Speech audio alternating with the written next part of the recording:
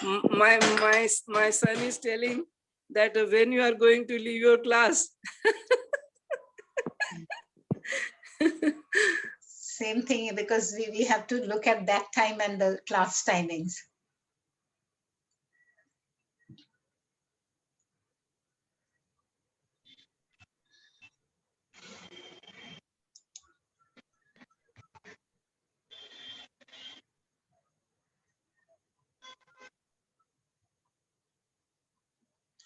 So it's already, yeah, we disabled the waiting room. Yeah, another 2 minutes. Yeah, people will start coming. People are coming, yeah.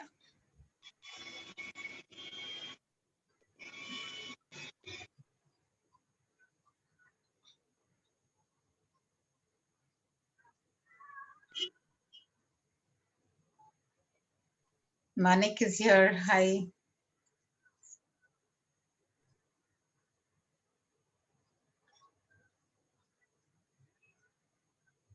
Good evening, Aban.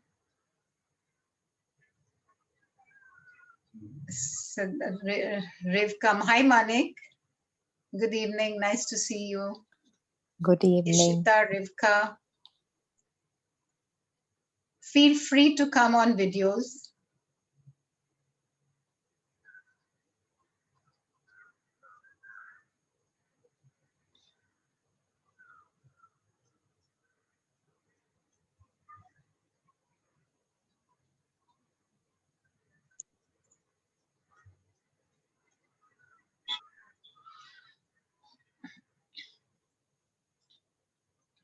So good evening, everyone, and welcome to Get Set Up 100% live learning platform. This is Binda from Mumbai welcoming you to this platform. On the eve of World Wildlife Day, we are having this special talk by our speaker, Soonoo Taraporewala. At Get Set Up, this platform is for older adults. It is by the seniors, for the seniors, and of the seniors. We are educators and a training organization. We do not sell anything or receive kickbacks from any product or services. During our sessions on different topics, we do refer to a service or a product, but that does not mean we are promoting those products. We are recording the session for training purposes, and the chat is available. We will be putting everyone on mute. The chat is available. Feel free to put your comments on the chat, and Soonoo, our speaker, would be taking us through an interesting topic on this occasion. So we would not be interrupting her in between, but of course, whenever she pauses, we will take your questions. We will like to keep about 10 towards the end if there are any questions that are coming from the participants. While we will have many more participants joining us, I would like to get started with a little introduction of Soonoo. Soonoo Taraporewala worked as a librarian at the British Council in Mumbai for 24 years. She loved the job because it gave her access to excellent books, music, videos, visiting lectures, and performances.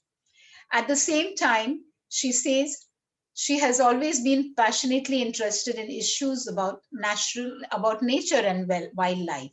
She became a life member of BNHS. Her favorite national park is Ranthambore, which she has been visiting regularly since 1983. It's through the BNHS and getting to know Fateh Singh Rathore, at that time the field director of Ranthambore. She says that I got to understand how problems like man-animal conflicts are tackled around the country. It is always essential to conserve wildlife and habitats as well as helping the economic development of the country. Soonoo has also authored a book on the on Ranthambore tigers. I'll ask her to speak about it towards the end of the session. So with this, we welcome Soonoo to the platform at Get Set Up. Soonoo, would you want to get started directly with the PPT, or you want to share something before that? Yes, we can start with the PPT because the first couple of things are just the titles. Sure, sure. And first, I would like to say Happy World Wildlife Day to everybody. And the topic, yeah, you can put on the first slide. Yes, Soonoo. Just give me a minute and I'll share the slide. Sure.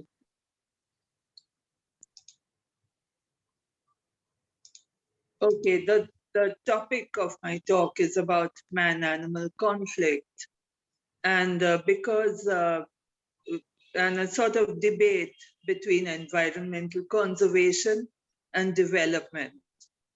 Now, since India is such a highly populated country, there is need for development, like infrastructures like roads, rails, mining, various things like that, and agriculture also, of course.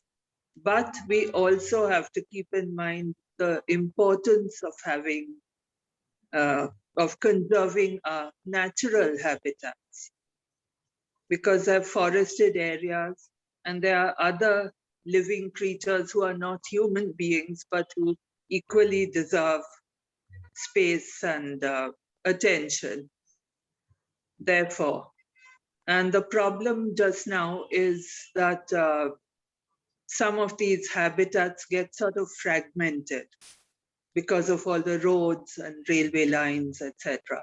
Can you go to the next slide? Yeah, and the following one, which is that cartoon. Yeah, this shows a sort of situation that everybody faces. Like there's a forest and it gets cut down because of some mall having to be constructed and all that. And then if a bear turns up over there, someone gets scared about it. But the bear says, I've always been here. And what are you doing to this area now? So that kind of gives an idea of what it is. Can I go to the next slide? Okay, so we do need roads and railway lines, but they do affect wildlife because they affect their migrations and all that. And it causes them to come close to human habitation and into agricultural fields also. And sometimes the animals are endangered because of that. Next slide. Yeah, you can see this horrible picture. This was somewhere in Assam because elephants wandered into a tea plantation. And then, they're sort of set on fire to chase them away. Now, this is their normal corridor to migrate through their habitat. But this has become a major problem now. And I mean, it affects the elephants. They can become extinct eventually because of this. Next one. This is another instance of how railway tracks can sometimes affect the area also. So similarly, these are just brief things that I want to talk about. So the next one, please. Yeah. Now in Kerala, they've sort of planned making corridors linking forests and sanctuaries.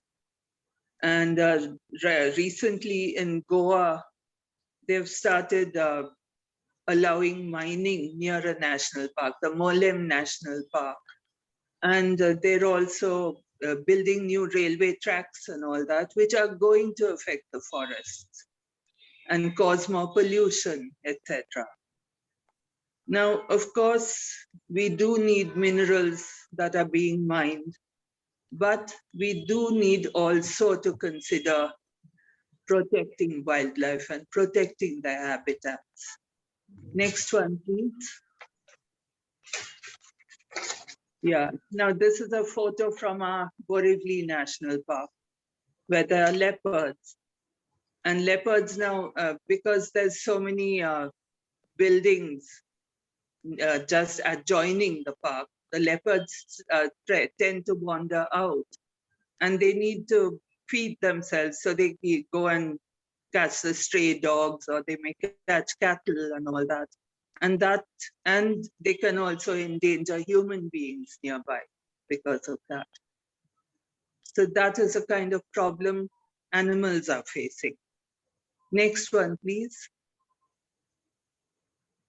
Now, the mangroves are so important for us to have because they protect the seashore, they protect the sea, the fish, etc. in the sea. They clean the water that's contaminated and all that. And they also prevent, they protect us from a tsunami of tidal waves and all that. And with the climate change affecting us, it can raise the level of the sea. And the mangroves are needed for that. Now, because we're building a coastal road in Mumbai, they are destroying a lot of the mangroves. I wish they could replant them somewhere. And even the flamingos that we see now, how long will they be able to remain here? Or at least they migrate here. Yeah, So, next one. recently there was a lot of talk about these flamingos, like in Navi Mumbai area, and they were calling it a pink city. Yes, that's right. In Airoli and that area. And it's a magnificent sight to see.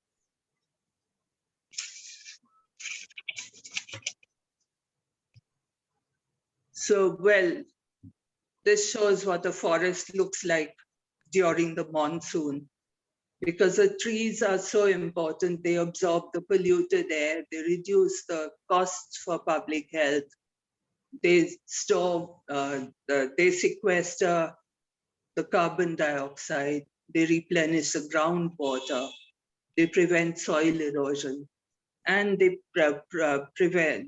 provide a habitat for all the wildlife, which is so crucial for us.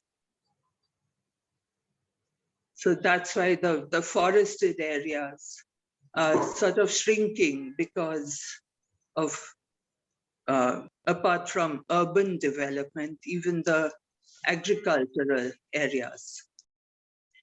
Yeah, the next one, please.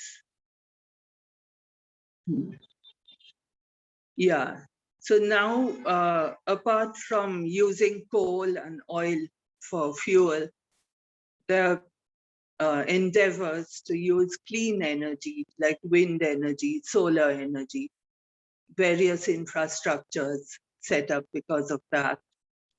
And the wind turbines that are set up, they are actually affecting creatures like the endangered the great Indian bustards, and also various raptors because of wires linking the towers.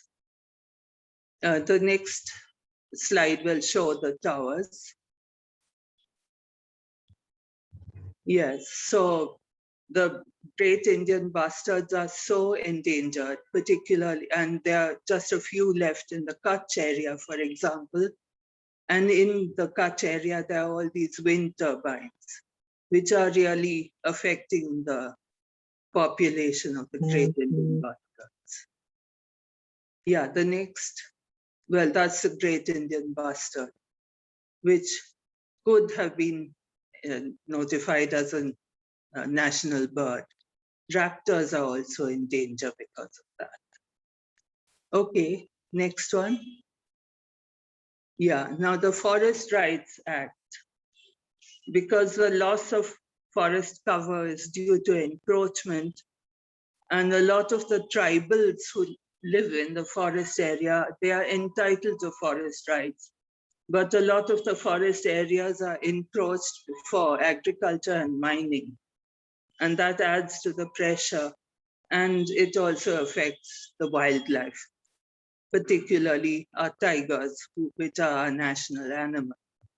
And I'm speaking more about tigers later on. Yeah, next. Yes, the Wildlife Protection Act. It was started in 72 and then last amended in 2003. And it protects wild animals, birds, and plants, and well, all over the country. So, and there are strict rules now to prevent hunting. And the Project Tiger was started in 1973 to protect tigers, which I'll be talking about a little later. So let's go to the next one. Yes, now various solutions to tackle the man-animal conflict. There has to be collaboration between the central and state governments and the civil society. The vulnerable areas need active daily monitoring involving forest department staff and community brigades. There are lots of NGOs working towards all this, joining with the forest departments. Then there's an interface cell on a 24/7 basis with a wireless facility, rapid response team, etc. The camera traps and all that. Then harvesting cycle of local crops, garbage disposal in rural areas, river linkages, proximity to forest patches, they're all important for meaningful strategy. And the community should gain from monitoring. The local communities have to be involved in the protection work. And one of the, yes, next one, yeah, poaching is a major problem. It's not, there are creatures like the tigers, leopards, rhinos, elephants, which are poached because their body parts are sort of exported to places like China for various reasons. But apart from that, there's even poaching of animals like deer and wild boars and all that for bushmeat. Now, this kind of thing can really help to cause a major reduction in the population of the animals. And they use horrible methods like crude bombs and electrocution and snares and all that, and even sometimes poisoning the animals. I recently saw a photo of a sheep that had died in a field with its whole head sort of blown up because it was trying to eat something and it must have bitten into a bomb that was placed by some poacher. So that was a horrible sight to see. So that really affects the animals. Yeah, the next one. Now, I am talking about Tiger Watch, which is an NGO based in Ranthambore. But similarly, there are lots of other NGOs, like there's one called SHARE in Bengal. There's one called the Last Wilderness Foundation in Madhya Pradesh, particularly in Panna, where everyone involves the participation of local communities with the NGOs. And it really is working to help out wildlife conservation and to reduce the man-animal conflict. I'm speaking about Tiger Watch because it's based in Ranthambore and because I'm familiar with it.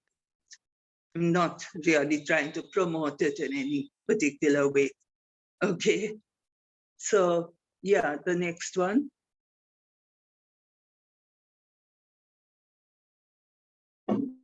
Okay, first of all, India has the maximum number of tigers in the world, about 70% of the global wild tiger population. And tigers for us are an apex species. The thing is, what it means is that a forest habitat which successfully sustains the existence of tigers is healthy because it also harbors an adequate number of prey species and also a variety of vegetation. And that's why you need forest areas for that. And so it helps to protect the forests. And the tigers mostly eat the deer and various other herbivores. And the herbivores, if there were fewer tigers, they would be sort of eating up too much vegetation and affecting the forest because of that. So there has to be a fine balance between the carnivores and the herbivores, and also the vegetation, of course. And apart from just the mammals, there are even the birds and the insects and everyone, helping to pollinate the forest. So it's really crucial. And it also helps the environment, the climate. It sequesters water. And the slide that was shown earlier of a green forest, it was of Ranthambore in the monsoon. Otherwise, it's a dry, deciduous forest. Okay, the next one, please. Yeah, sorry, go back to the previous one. Yeah, so the thing is that in Ranthambore, sometime in the 1990s, there was a lot of poaching happening, and the population of tigers had decreased very seriously. There were fewer than a dozen tigers left.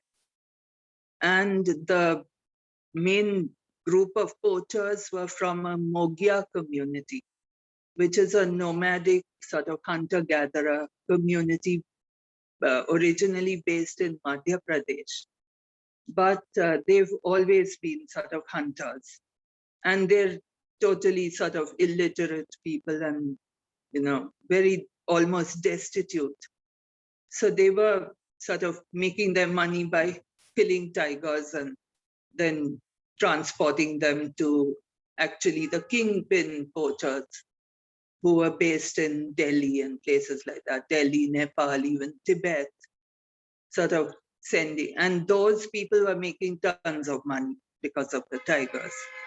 So the poachers, the Mogyas, were not really earning very much, but that was their only source of income.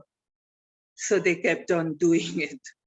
Now, at that time, Fateh Singh Rathore was the field director in Ranthambore. And he sort of came to realize that arresting the poachers and putting them in jail was not going to improve the conditions at all, because it'll make their families even more destitute. So he came up with an idea of educating the children of the poachers. So now go to the next slide, please. Yeah, so he set up a Mogya education project, which was in 2006. So a lot of the Mogya children, I was there actually when they started the program. And these families came in, children all dressed in absolute rags. And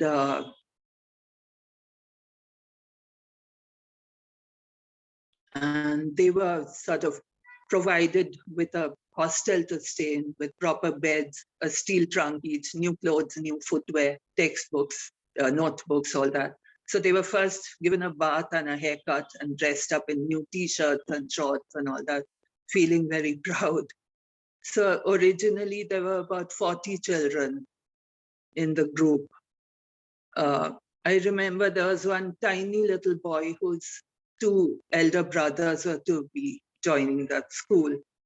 And he kept going into a tantrum and crying because he also wanted to join. So then he was allowed to join. So, so that program has been functioning ever since then and really made a lot of progress. And the thing is that all the original children who started this were the children of the actual poachers who had killed the tigers. But these poachers were made to promise that they will no longer kill tigers. If they did, then their children would be thrown out of the education project. Now go to the next slide. Yeah, now this shows how the children have been sort of even taught how to use computers and all that. In a community which was totally illiterate until then. So, they've been educated throughout. A lot of them have now finished school. Some have even joined college. Some are doing vocational training, like to become plumbers or electricians. Or some can even be recruited into the forest department. So it's really helping. Now, last year, because of the lockdown started, they sort of closed the hostel and sent the children back to their villages. But now the teachers are going to the villages to teach them. And the best thing now, because of that, is that even the girls are starting to get educated. And even sometimes some of the adults, because they're showing interest in it and seeing how the little boys have developed. Yeah, go to the next one, please. Yeah, now another project that was started is Village Wildlife Volunteers. There's a similar endeavor now in Panna also. Now there are 50 village wildlife, I'll just say VWV now, because it's too long to pronounce each time. So the VWV, there are about 50 of them based in different villages around the area. And so it's just to help the local people to tackle the problems with wildlife. Like sometimes a tiger can stray into a field or something. Sometimes even the nilgais and boars will enter the crops area. Sometimes the tigers will kill some cattle or goat or something. And then the forest department has to compensate them for it. Now the village wildlife volunteers sort of intercede with the forest department. They have been trained to set up camera traps to locate tigers that are moving out. Now the thing is, because the habitats are sort of, it's almost like an island, each national park, surrounded by villages full of people and all that. Now, when the tiger population grows, each tiger has to establish its own territory. So a lot of the young tigers are sort of moving out of the park, and they need to have a proper corridor to get to another safe area. And to get there, they have to normally go through some village or something, and can endanger, not that they try to attack, but they sometimes get scared also. And so the village wildlife warriors have been taught how to track them. And if they kill some cattle, then they manage to catch a photo on the camera trap. I think there's a slide for that also. Go to the next slide, Binda. Okay, now this is speaking about them. I'm talking about them. Next one. Yeah, so now this is a photo taken through a camera trap of a tiger which killed somebody's cow. And this was evidence that the tiger had killed it. And therefore the wildlife forest department compensated the owner of the cow. So that kind of thing, because otherwise in the past, if some cattle were killed like this, some of the farmers used to put some poison into the cattle. And if the tiger came back to eat it, the tiger would die of the poison. So now that kind of thing is prevented thanks to this endeavor. And there are lots of, there was a case of a young tiger called Sultan who had wandered out of the park looking for territory. And for a long time, no one could see him. So there was a lot of worry that he had been poached. But then almost a year later, the camera trap got a picture of him in a long, in an area like almost 100 kilometers from where he had wandered out, an area called the Kaila Devi Park. And so then they found that he was safe over there. They even found a female over there. And then they had mated. They had 2 cubs. Now he's become a grandfather. Yeah. So that's, and that's because they keep monitoring these animals. So that's one of the things. And they're really ensuring the security of the tigers and the other animals also because of that. And they're sort of very important role creating a positive perception of the villagers towards wildlife and the forest department. They help the villagers receive compensation for the loss of crops and their livestock caused by wild animals and all that. And because of that, they're very helpful in reducing incidents of man-animal conflicts in the area. Now, similar work is being done even in Panna. And even over here, there's work being done to train the women of the Mogya community in creating handicrafts and all that. There's an organization called Thong now, where the women are trained to sort of make garments and bags and bed sheets and things like that, with a lot of block printing and local craft. So all that is helping to improve their economic status. So now Tiger Watch sort of selects and trains all the VWB. They're all from the farming community. And they're hired for part-time commitment. Some of them are like leaders, so they are sort of paid a salary also. But a lot of them are given some income or the other with this. So they've been taught how to use camera traps, study the GPS, use a compass, a rangefinder, and collecting ecological data, tracking tigers, all that.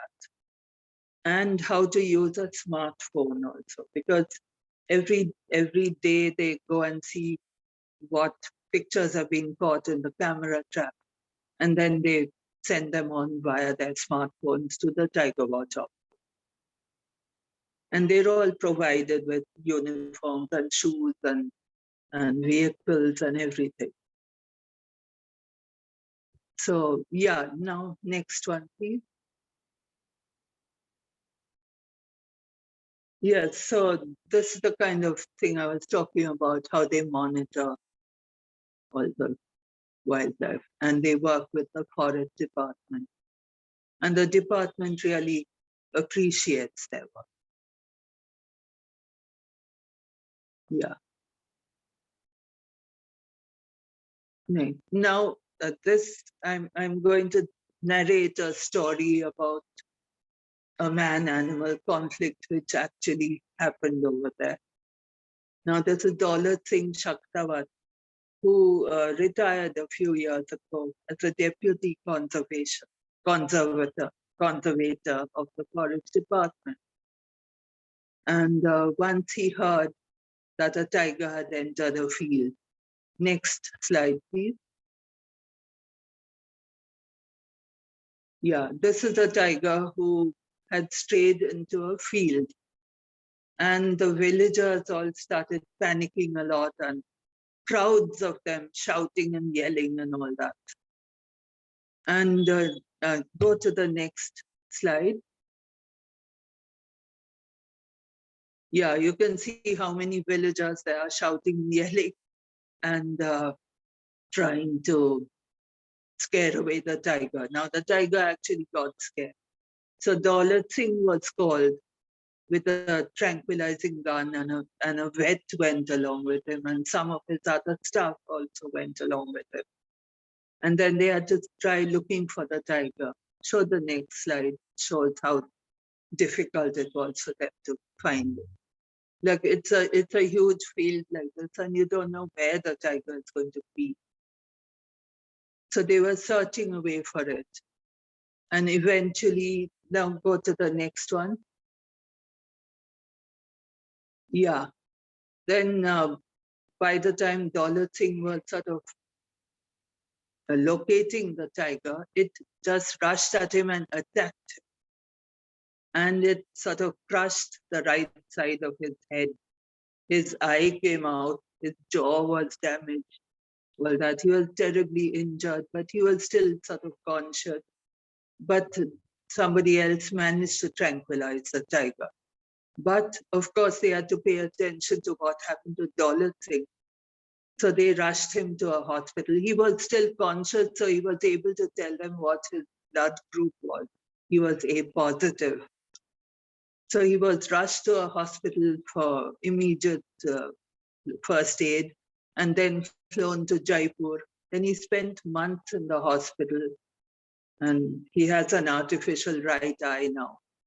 And his jaw also, they had to wire it up and all that for him to recover. It took him several months. After that, he was told that if he wanted, he could get an office job so that he didn't have to risk his life again. But he refused. He said, no, I want to be in the forest. So he went back and started working again in the forest. This happened in 2010, and he retired in 2017. So it shows the sort of dedication he had with his work.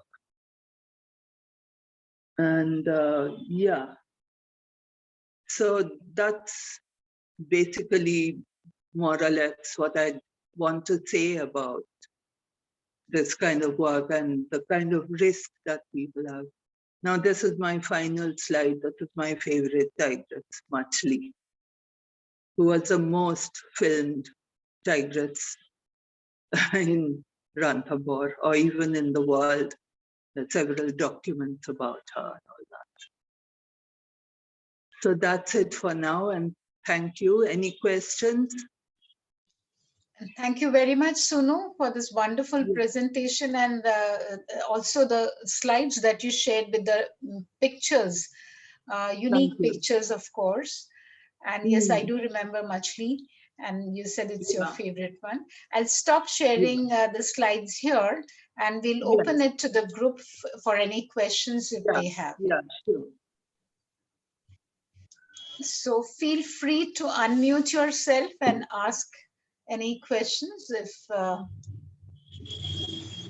you want to know a little more about what Soonoo has spoken today at this platform. Feel free to unmute yourself. You can come on the video. Thanks, how are we? Cool. Soonoo, that was fantastic. Yeah, thank you. Enjoyed it. Thank you. Who's speaking? I Gita. can't see you. Gita from school. Actually, she will not be able to see. So that was Dr. Gita, and then now Michelle is come on video. So Michelle, do you want to speak something? Want to say something? Can you see me now, Soonoo? No, I can't. Yes. No, I can't see you. Can't see my I can Soonoo, thank you for this wonderful presentation. Gita from school. Well done.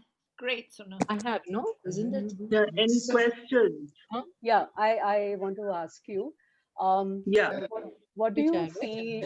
How do you see the future of the tiger population in Ranthambore and being over here in living in cities, how do you think we can help to conserve it a bit more? Yeah. Well, the future, what they actually need to do, I mean, not only in Ranthambore, but in all the forests, is to try and create corridors from one forest area to another, because these forests have become like islands. And as the population of tigers grows, and now it's become quite a huge population, nearly 70 tigers there, including all the cubs. And they all need adequate habitat. And because of that, a lot of the young male tigers are wandering out of the park and therefore risking their own lives and also affecting the people around, in the villages around. So if there were proper corridors, now when Sultan moved to this other area, it showed that there was a kind of natural corridor which enabled him to go. Okay. But, keeping track of them and making sure that they are safe, that is very important. The other thing is also that if it's a sort of island area, it can lead to genetic weakness, because if the breeding is happening just within the same groups of tigers, gradually the genes will weaken. So if they can migrate to other areas, it would be healthier for all the tigers. Are you in that hopeful of the government doing something about it? Or you think these NGOs would be able to institute or change public policy to amend laws to ensure these Well, corridors? I hope they would be able to do that, but I believe that just now the National Board of Wildlife has never had a meeting ever since 2014, which shows that they don't really have much say in the matter when the government is planning anything. Okay. So that needs to improve and that needs to change. What's the message that you could give us? Soonoo, How we could lovely do our bit? presentation. Yeah, thank you. But Sohela. thanks, Sohela. Yeah. But I mean, what message can I give? I'm not really that involved in the whole thing. Mhm. I mean, I You're can have a lot of involved, not wishful thinking, influential. as all of us do. Soonoo, maybe you can give some ideas, of how to go about it. Maybe since you know so much about all this. So that's Soonoo, that's Dr. Geeta talking. And thanks, Michelle, for your question, because we got a lot more insight. Yes. Yes. So Yeah. Soonoo, this was Dr. Geeta who was telling you. Okay. Thank you, Dr. Geeta. Yeah. Yeah, but I mean, the information that I'm giving you is the information that I've received from the people who are actually working over there. Correct. But Like- from that, if some, constructive ideas can be put forth to the government, as you said, they haven't had a really want to meeting. say, Yeah, there are various ideas and all that, and they are trying to put them to the government. Like Okay. you must have heard of Balmik Thapar, Yes, who's of based course. in Delhi. He's written so many books, he's done so many documents and all Yes. that. And he has been dealing with, interacting with the government for decades now, 3 or 4 decades. Oh. Yeah. Okay. Of course, you must have heard of the Sanctuary Yes. Foundation with Bittu Yeah. Sehgal. Now he's set up this thing called Kids for Tigers, where he's hoping that the future generation will be more effective in handling all these problems. Yeah. Thanks. So that's the thing. Thank you, Dr. Geeta. Anyone else has any question? yes, Yes, Soonoo, Feroz, you want to Zareen, I just want to say that I'm absolutely delighted to hear that Sultan, not only I knew Oh, that he yes. would be breeding, but Yes. that there's a second generation also. You said he's a grandfather now. He's a grandfather Because now. Yes, I remember seeing him when he was yes, I know that. adolescent. That And that is was just the so only lovely. time I saw him also. Yeah, that is When just you so were with lovely. you and Yeah. Meru and Hita were with me. Yes, that was just lovely. Yes, yes. Mm. Thank you, As you Feroz. said, the And we have a message in the chat from Parveen saying, very educated, Soonoo. More Yeah. power to you and your colleagues at Tiger Watch. Hutokshi said Yeah, that. thanks, Parveen and Hutokshi. Thank you. Mm. So And glad Manik says, you excellent presentation, telling the problems as well as the solution for conservation of wildlife. Anjum says, enjoyed it thoroughly. And Veena, we are very grateful for today's session with our dear Soonoo. Poonam says, remembering Machli. Yes. Doreen had mentioned somewhere at the beginning of the session, just read that the theme for World Wildlife Day 21 is forests and livelihoods, sustaining people and planets. So today's talk is very relevant. Right. That's good. I'm glad you enjoyed it. Well done, Soonoo. Naveen ji says, very informative, nice session. Thank you, Soonoo ji. Roshan, very well explained. So thank you everyone for, yes, Sue, you want to say something? Very Did good. you enjoy the session? Very much. Well done, Soonoo. Yeah, I want to just ask Soonoo that in the newspapers I had read something about an underpass or overpass to allow animals to go through some traffic, heavy traffic road. Has that happened, or does it make sense? How do the animals I don't go? think it has happened here, but I've heard about it being done in other countries. And it seems to work over there. So I hope we'll be able to do it over here.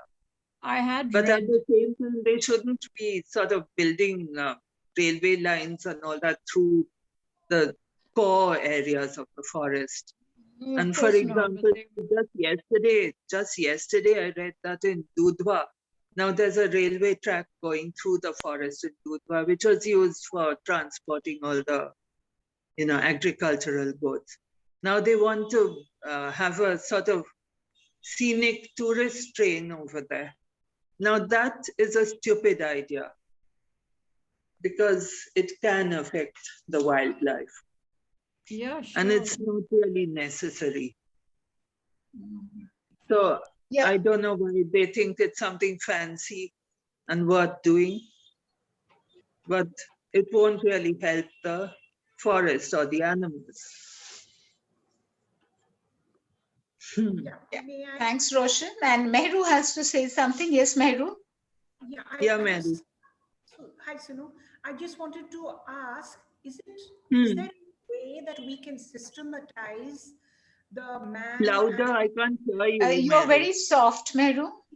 Is there any way that one can systematize the man-animal conflict by educating the people?